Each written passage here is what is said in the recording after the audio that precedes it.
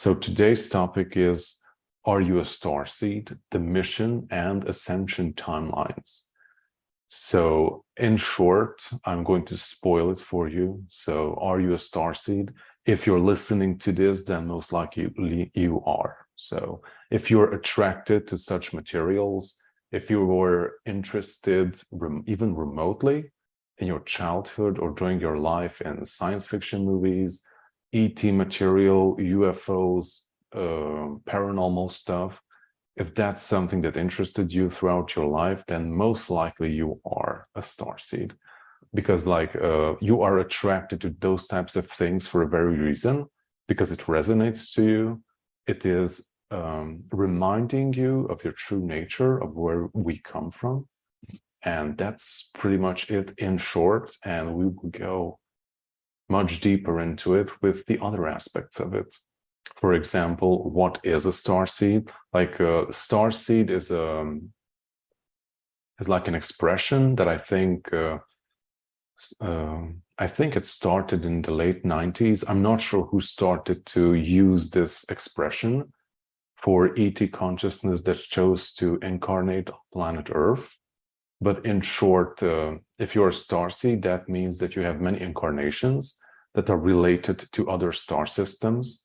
And after a time you have chosen to come here to Earth, your soul mostly resonates with being in that ideal state and being in that high vibrational state, being among your peers, among your soul family, and being very high vibrational. And now you have come here to this super dense environment where everything is chaotic, everything is dangerous, and it is not an easy place to be. Because we were used to those high vibrational places, we are also very high vibrational. And our whole purpose in being here is to bring down that information here, to be here, to share it with everyone else, just as we are sharing our energies right now with each other, to share it not just with each other, but also the earthbound humans, people who have been stuck here in the karmic loophole of planet Earth. And mainly our reason for being here is to share that energy with them so they can also evolve. And if they choose to evolve, they can do it right now. But if they don't want to, they can just go to another planet and continue exploring dysfunctional timelines there. So how do you know what kind of starseed you are, or where are you from? I know this is a topic that many people are very much interested in. And I don't think there is a definitive answer for this, or a test you can take, which is going to show you 100% who you are and what type of relationship you have with other star systems. I don't think that is that black or white, in my opinion, and also in my experience. And what I have seen also from other people is that all of these star systems that we are in a relationship with, we share our DNA, we have a common ancestry, and also basically they are our distant family. So all of them are part of us and we are part of them. So, and depending on what you're experiencing right now, you may be gravitating towards a specific star system. You may be gravitating towards a specific soul group or ET group. I wouldn't say organization, but there are definitely many groups. It is how they function, and mostly these groups are mixed species. So it's not just one single species in a specific group. You can imagine it just like in Star Trek, that many of them are working together, and even though they come from different places or are of different species, they work together and form the same group, which has a common goal.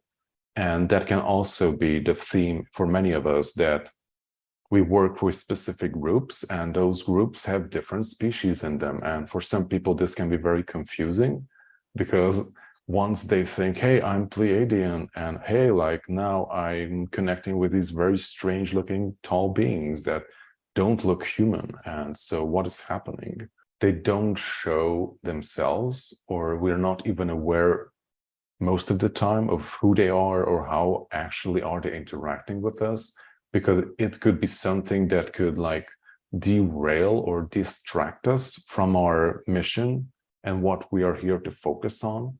So most of the time, if you know that you're having an ET contact, you have your ET guides and all that, but you're still not able to really like form a clear line of communication with them, then most likely the reason for that you're not ready for that, at least at this time, you're not really ready for that. So they're not going to clutter and distract your life from what you should be doing. So since, as I've just shared, like being here for us is very difficult anyways, so they don't really want to like overburden us with too much information and complicated timeline stuff and things like that wouldn't really make much sense to our logical mind. So in short, they are doing us a favor. A common theme for most of us that we've had these experiences all our lives. And I think the most of us remember strange events from our childhood, like having strange dreams, or maybe psychic attacks or weird stuff happening during the night. And for example, I don't really remember ET contact when I was a kid. I just had like very strange nightmarish experiences when I was little, but I never really connected the dots, to be honest. And some people, if you do some research, they had like very clear recollections of what they were experiencing, what types of beings they were interacting with, even when they were kids. And if you do even more research, which I definitely suggest if you're interested in this topic, to learn more about yourself, about the mission, who we are, why we are here, then definitely Dolores Cannon and Mary Rodwell has some incredibly awesome information regarding this. For example, Dolores Cannon has the Custodians book, which is awesome. I think that's mostly a collection of hypnotic regressions with people who had ET experiences. And it's really cool to see like how all these unrelated experiences come together and to form a whole picture of like who these people are who are incarnating here on planet Earth, why are we here, what is the mission, and how will things basically unfold for us. And the other one, which I highly recommend, is a book from Mary Rodwell. I think it's called The New Human, but she probably has other books since out. And if you don't want to read the book, she has awesome presentations. Check out Mary Rodwell, The New Human, or just any type of presentation with her. She's an Australian psychologist, I think, and she's been exploring this topic around the world, having regressions and collecting information from thousands of people, also including kids from across the world. And it is awesome to see how she has collected all this information from thousands of people who don't even know each other, or in many cases, especially in the case of children, they don't even know what these things mean. Like, what does the weird stuff that are happening to them, like who they are, like why are they seeing these things? They're just simply describing what they've been experiencing. And if you have the knowledge to like put everything together, it's like an amazing picture that you see that all these children, like they're super aware of what is happening, of who they are, what is their mission, and what is their purpose in life. It is awesome to see. And basically only us, the so-called grown-ups, have to do a lot of work because we didn't came in with all the codes. We need to upgrade along the way. We also need to do a lot of healing. And mainly that is why it's so difficult for us, because we came in very heavy. We came in with amnesia. We didn't really remember who we are, or if we did, we just have like a strange sense that we don't fit in, or things don't really make sense around here. And yeah, like feeling alienated in this strange world, basically. And we had to do all the work throughout the years of remembering I know, like doing hypnotic regressions, learning to meditate, going to workshops, listening to presentations, and like trying to piece together the picture of like what the hell is happening here, and like who am I, why am I here, why are all these strange things happening to me, and like what is my place in all of this picture that is happening here right now on Earth. So let's go into guides. For example, yeah, like if you are new to the spiritual community or not, like all of you have heard about guides, guardian angels, or whomever, however you want to call them, spirit guides or animal totems or whatever. And basically all of us have them. You're never alone. We always have our guides with us, making sure that everything that don't need to happen won't happen, that we are safe, and that we experience what we want to experience in this environment. And for many of us, especially many of us who are listening right now, if you do some digging and soul searching, you may probably find out that some of your guides are not from Earth, or at least they're not Earth-based consciousness. And even if you're like not very much interested in like ETs or extraterrestrial stuff, and you think, hey, like I'm only working with the archangels, or I have animal spirit guides or elementals, and I mean that can totally be the case as well. But the more you learn and the more you evolve, then we'll start to find out that, hey, like that animal totem or that animal spirit guide that I have was not what I thought it was. For example, they also shared, my guides, that throughout our history, they always shown themselves as something else than they actually are. And depending on the culture, for example, the Native Americans or anything that has like a shamanic route in it, they have these spirit animals. And in many cases, they were not spirit animals. They were ETs coming in, and basically they were projecting their consciousness as spirit animals, because those people understood that, hey, like that spirit animal is here to assist me. Like I trust in that, and I know what that is, so I will accept assistance and guidance from that spirit animal. But if they were to like present themselves in their true form, they most likely would have like scared that person off, or like made them like shut down completely from the spiritual world or exploring anything esoteric. So in many cases that can be with us as well.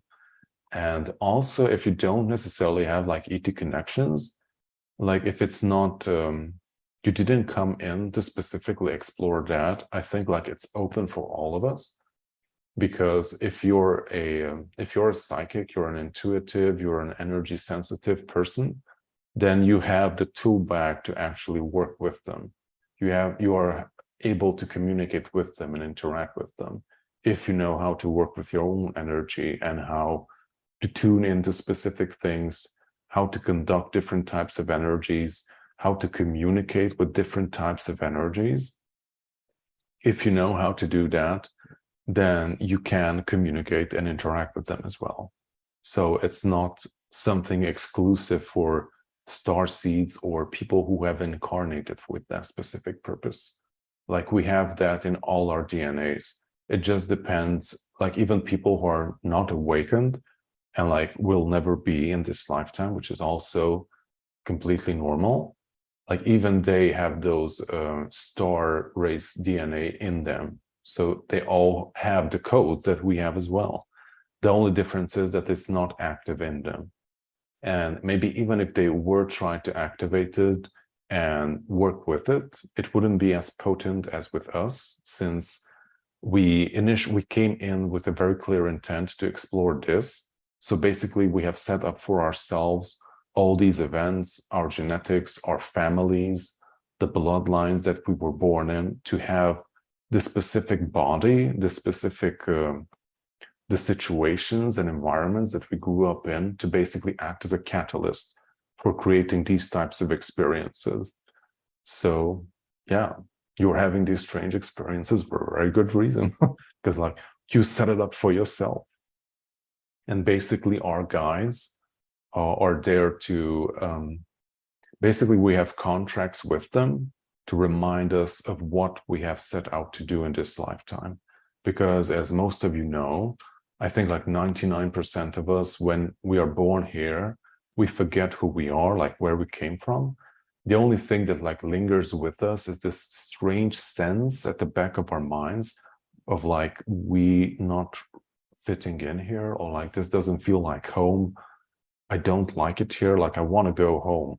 Like most of us have this strange sensation at the back of our minds, which makes absolutely zero sense at the specific point in our lives.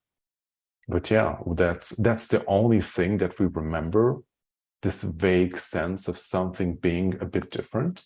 And basically when the time comes and we have our first activation, which can be like an intense experience, or your first aha moment when like things just click and you start to suddenly just start to see the picture forming in front of you, and like all the events and all the little breadcrumbs that you experience throughout your life are like coming together, and all of a sudden you could just like see like, oh my God, like it was all along in front of me and I just didn't really see it. But now it makes total sense that I had all these strange experiences in my life, and now I understand why. Who am I? And basically that opens up another can of worms and leads you down a very, very long and deep journey of self-exploration, which is very exciting and in-depth. Okay, so Jacaranda Marie, can you talk about how some guides are actually a collective, Tehuti as an example? Yeah, okay. Yeah, like it's very strange with guides that I think like most of us have like this very like cut and dry picture of like who spirit guides are and how they function. Like, for example, I don't know, like maybe a deceased relative of yours, or maybe a deity, depending on like your belief system and what you carry in your genetics.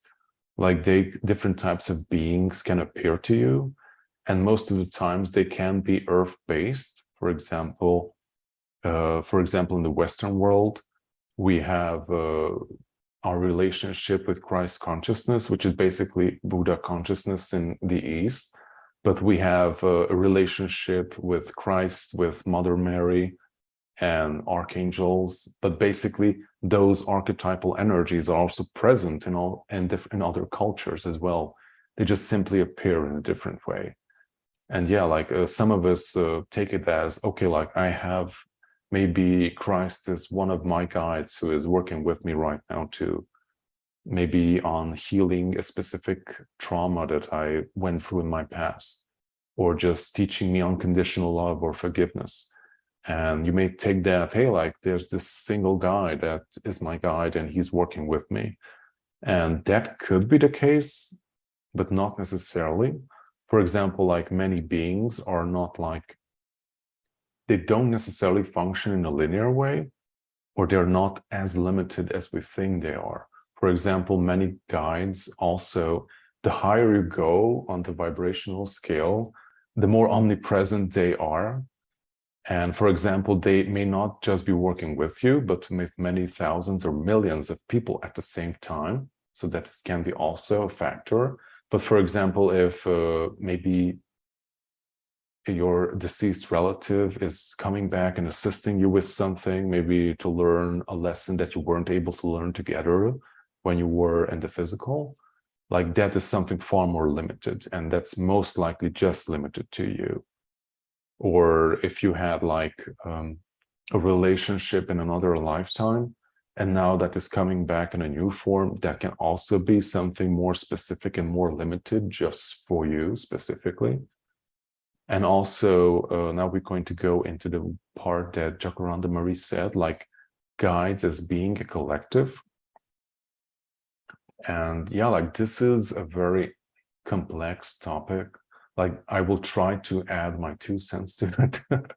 So basically, they can appear to you as just one consciousness, especially in the beginning, that because it's more focused and it's more easier for us to understand. And they may also represent themselves with a specific image or a symbol or just a sensation that like lets you know that, hey, like when I feel this or I get this type of information in my head, then now right now I'm communicating with him or those guys or whatever name they may have. And in most cases, they don't have names because on the higher planes, they don't use it.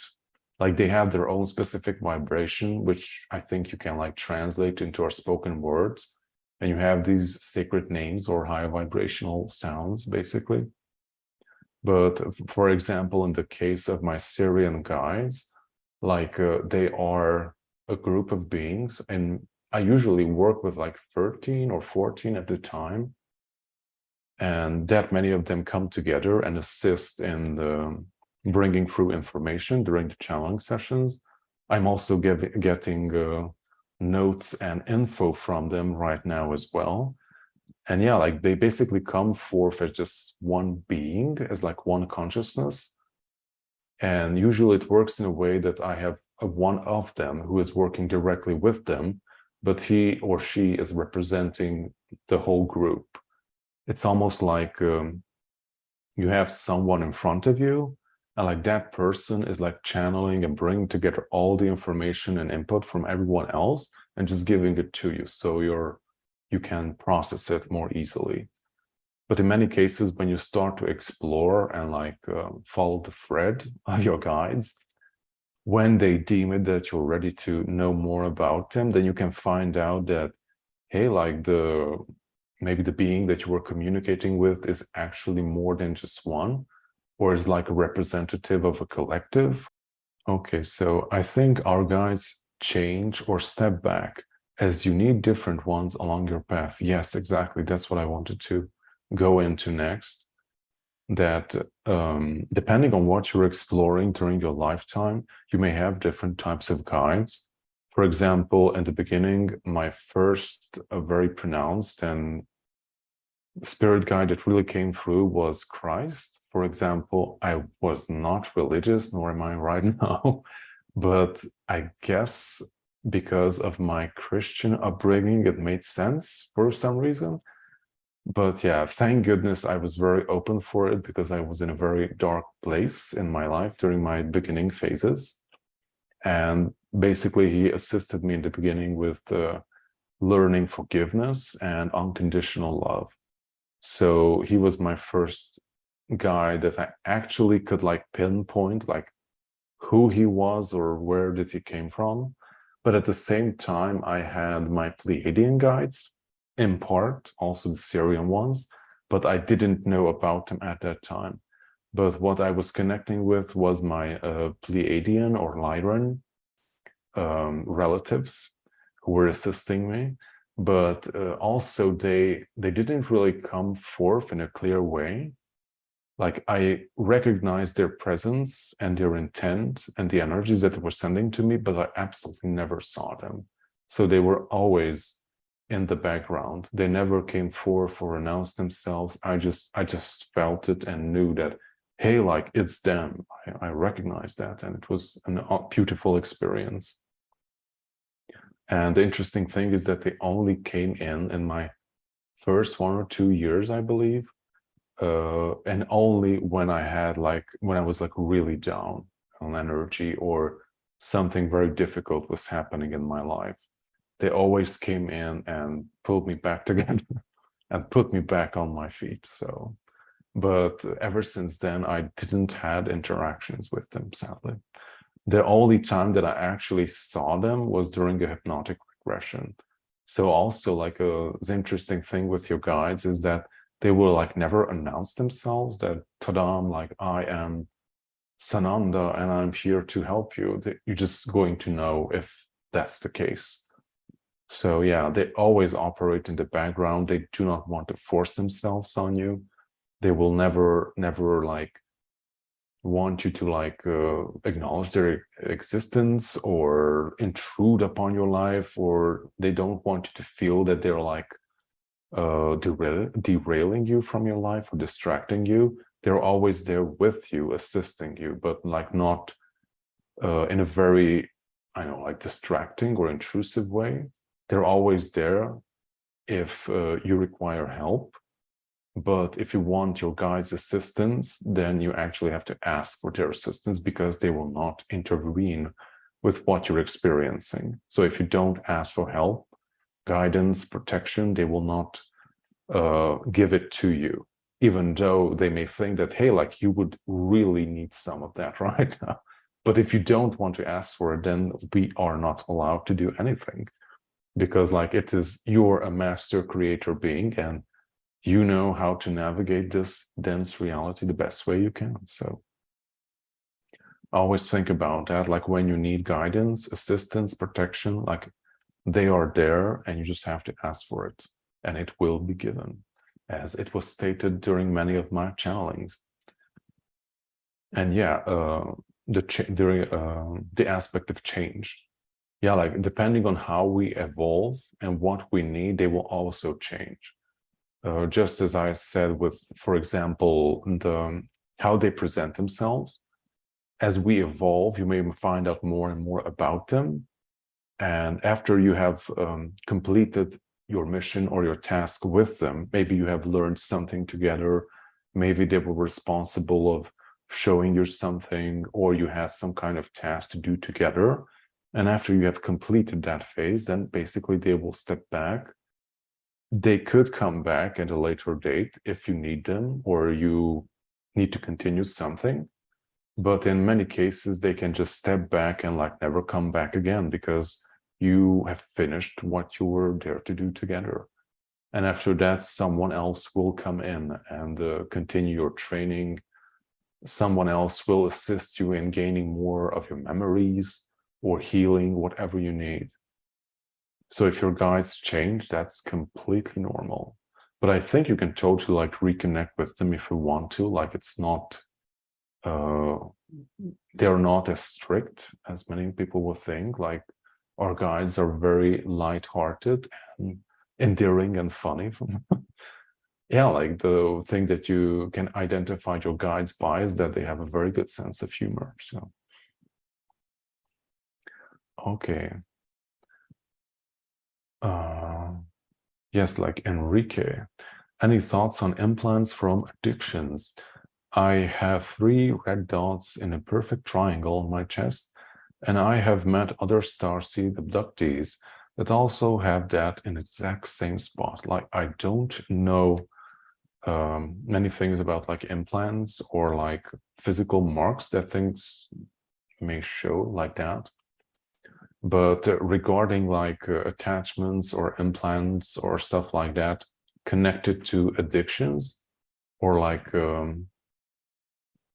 example, if you have like a negative habit, or maybe you have a trauma that has formed a negative pattern in you, then basically energies can come in to amplify that for you. But they are like never there to cause something. They are there to amplify something that you already have. For example, if you're addicted to smoking or alcohol, then maybe something, some energy can come near to you and like latch onto your addiction energy and amplify it. Because if it amplifies, then basically it can feed off of it in a certain sense. So like attracts like. So that's how you can think about it.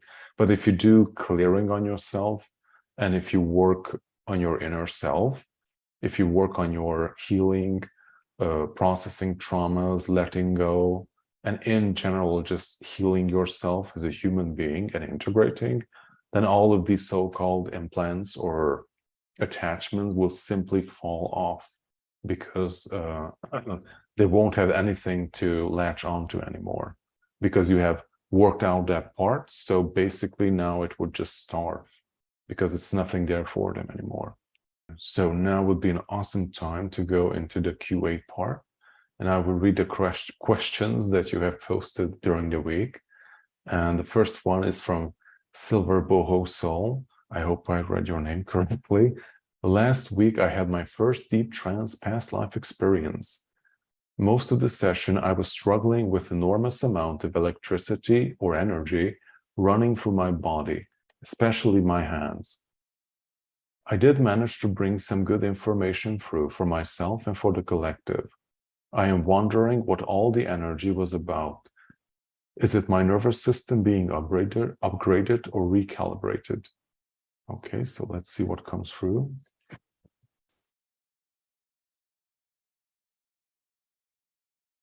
So basically what I'm receiving is very similar that we were discussing last week regarding clearing, is that when there are like blockages in specific parts of our bodies or specific energetic pathways, when you're doing a clearing or someone is, for example, healing you or you're channeling, and there is this huge influx of energy coming into your system, then those blockages will react to that intense flow.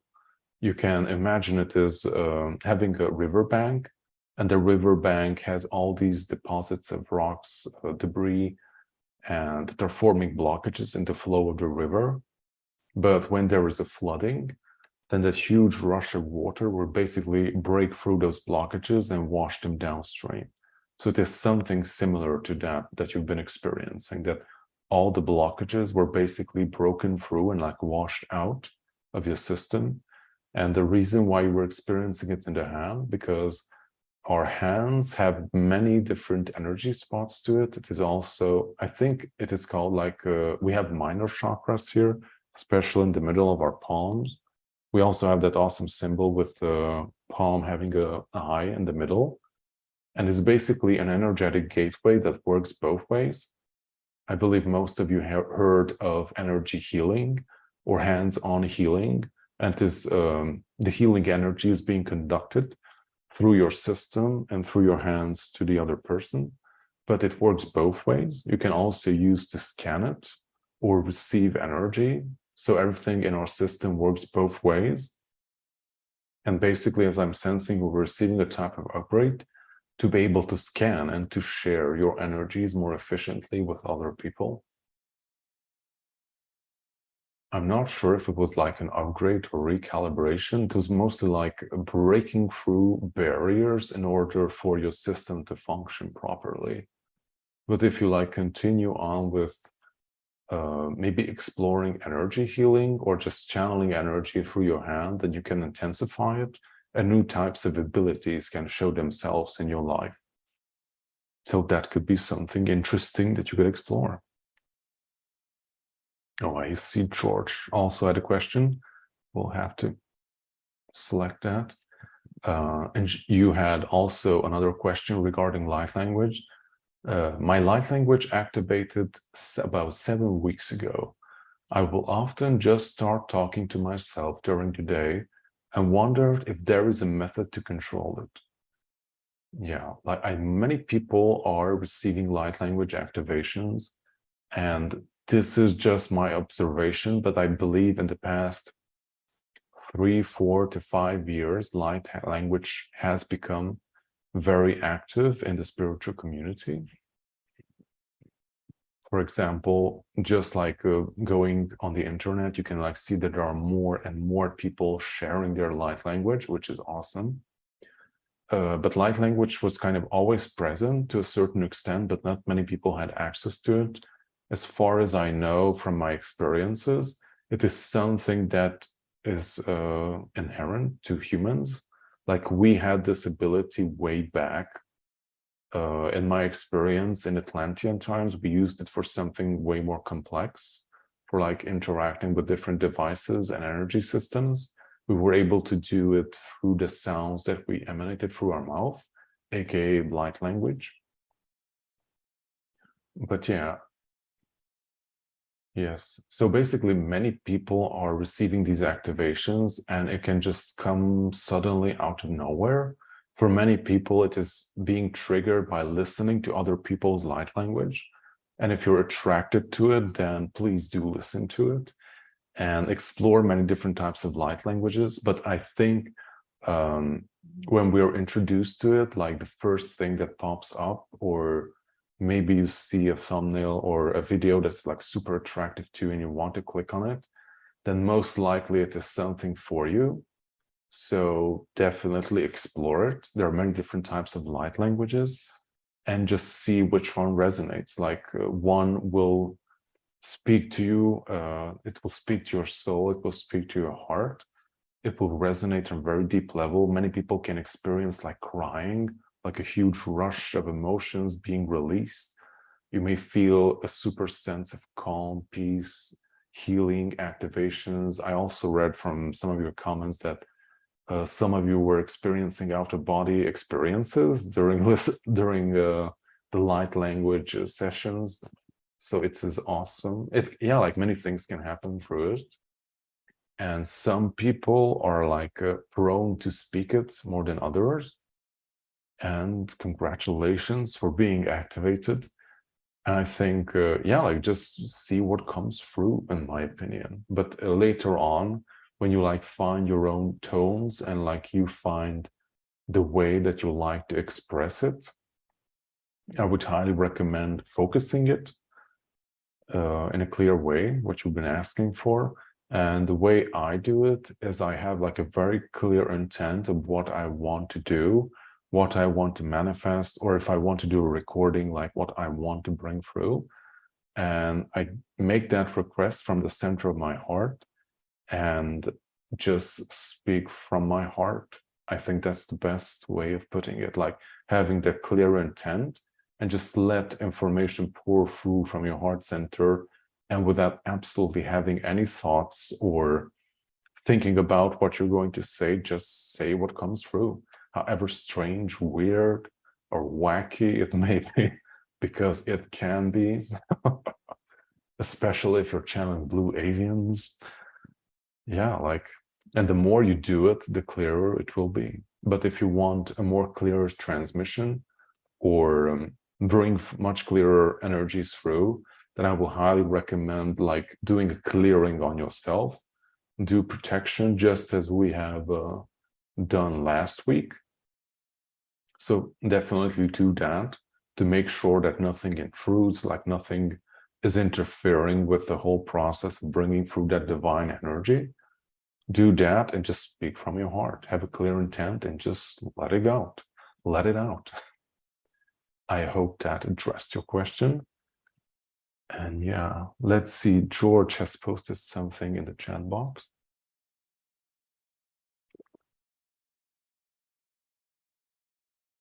Okay, so George G.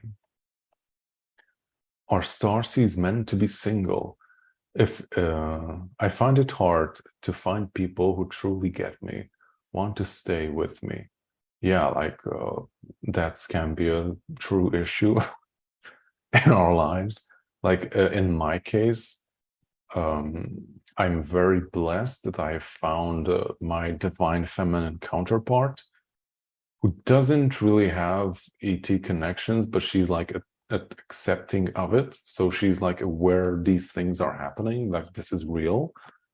And also she had her experiences as well, but like she is not as into it as I am, or it's not something that she's like actively exploring. She knows like it is there and it is a thing and is accepting of the weird stuff that I do and sometimes the weird stories that I share with her. So, but yeah, in general, I think it is very difficult to like connect with people in that sense. But like what my advice would be is to like be your authentic self always.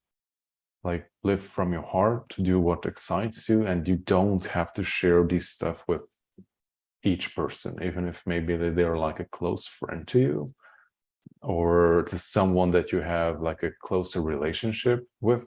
For example, like we have many friends and I have a handful of friends that I really enjoy being with, but they have no clue about this stuff and I'm not about to share it. So it's like learning the wisdom of staying silent is key in this aspect. But the good part of it is that all this type of information is coming more and more to the forefront. So having such experiences, or just the main fact that, hey, like these things exist in this world and there are people who are having these experiences, like this whole fact is becoming more mainstream and acceptable to the collective. So I believe like in our near future, like talking about this stuff won't be as extreme as maybe it was 10 years ago. And in some cases, like, I'm also surprised by it, although I'm also very cautious at the same time. Like, many people are very much open to such topics, but I never go into the part like, hey, like, I had direct interactions with ET beings. I'm like, I usually stay silent during certain discussions. I just only like reaffirm like the positive parts that people are sharing with me, and like maybe just like planting some seeds here and there for people for later too, so it can like evolve later on to something else. But I learned the wisdom of not sharing these stuff directly with people. Also, mainly that is the reason why I did this YouTube channel, is that finally I can talk about this. And yeah, like, find people online as well. Like, it's the best thing ever, especially if you feel alone. Like, it's YouTube and forming this awesome community helped me a lot. Like, seriously, it was a lifesaver for me. Because before that, I was also in a similar state that I have all these amazing experiences, but I don't really have anyone to share it with. So, and that can also be incredibly frustrating and like alienating, that like you feel like you live in a different planet than everyone else around you. And that's not an awesome place to be. Okay, and we have two more questions. One is from Tatika. I think we had like a healing session 2 years ago. Do you have a day job, and how do you balance your spiritual gifts and day-to-day tasks? When I meditate and raise my vibration and then go to work, it feels like I need to immediately lower it to match the vibe of the job. Okay, so I do have a quote-unquote day-to-day job, but I work from home, so I guess that kind of helps with it. I work remotely. I live outside in the mountains of Transylvania in a mountain village, but we have good internet connection, thank goodness, and I'm able to connect with anyone across the world.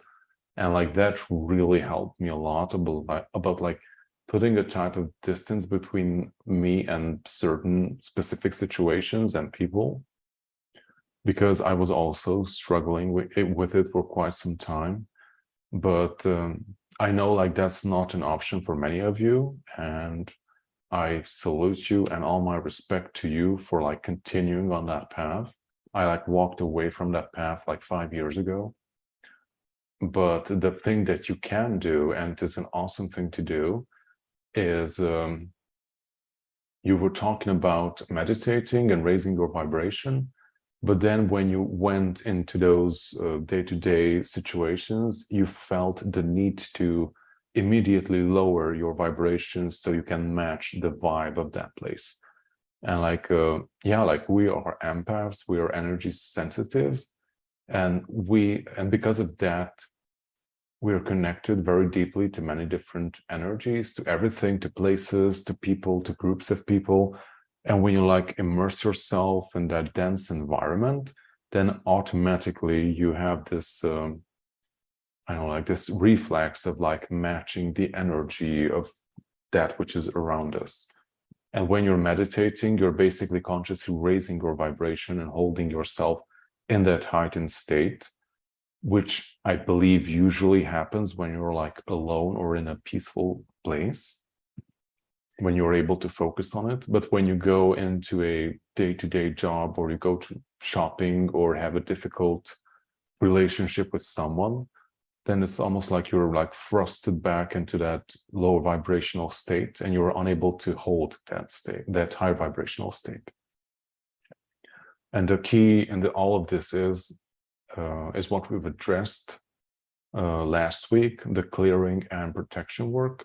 So if you're clearing yourself of any debris, of anything that can drag you down, vibrationally speaking, if you clear that out and do your protection work and ask your guides, archangels, or whomever to assist you in like holding your own energy, then it can help you a great deal. And also the key in those situations is to learn how to hold that high vibrational energy even during the difficult times as well, which is super not easy. So I think all of us are working on that. I have made great advance. I advanced a lot on that path, but I still have work to do. But yeah, it took me many years of actively working on that, of like, okay, like I feel super zen when I meditate and I'm alone, but if I go there and talk to these people, then I go nuts. And all these maybe habits or ways that I react come to the forefront, which are like feelings or emotions that I don't prefer to have in myself, but they come to the forefront because like these people are triggering me. And yeah, like there's a lot of healing work involved on like clearing out all those belief systems, maybe traumas, relationship patterns of like why do these things come back and why do these things trigger me. And as we've addressed previously with like addictions as well, is that you have something in you that is not in alignment with your high vibrational self. And other things will come in to reaffirm that or to latch onto it or to amplify it. And basically the only way to work around it, the quick fix is doing protection work because it like greatly reduces the negative effects. But the last thing and the most important thing that you need to do is like clear out, go deep and clear out those belief systems, heal them layer by layer, week by week, month by month, go through it and like clear it out of your system. And those difficult situations will come back. The only difference will be that they will no longer affect you in a negative way. And you will be able to remain zen in even the most chaotic situations, which would be the goal in our case. And our last question is from Robert, which I also have addressed a bit in the beginning. Should we be trusting anything that comes from Orion? And it all depends, I guess. Like, for example, this is one of the reasons I chose to like change the name Guardian of Orion, because like people have a prejudice with the Orion star system, which in part I do understand, but this stands with everything basically. Like, don't trust anything unconditionally just because it is called a certain way or appears in a certain way. Like with everything in this reality, like always use your discernment, clear yourself, go deep in your heart and see what resonates and what doesn't resonate, regardless of how someone calls themselves or how do they appear in front of you. Like see and feel like the energy that they are transmitting to you. Like, does this thing resonate? Is this of the highest good? Is this of the highest light? Or is this something distracting? Is this something that causes fear inside of my being? Am I feeling anxiety maybe listening to this or seeing that person or channel or whomever? Yeah, like in general, is it constructive what they're sharing? Is this assisting me in my day-to-day life or is it not? And if it's something that is assisting you, it is raising your vibration, it is bringing calm and peace to you, it resonates, it makes you feel good, it motivates you, then that means that that is a genuine information that is there to assist you in your journey at this time. In short, that is the answer. And also for everyone who has watched the replay until this point, I'm sending all of you many hugs and much love. And thank you for your patience. Okay, so have an awesome weekend, everyone, and see you next week.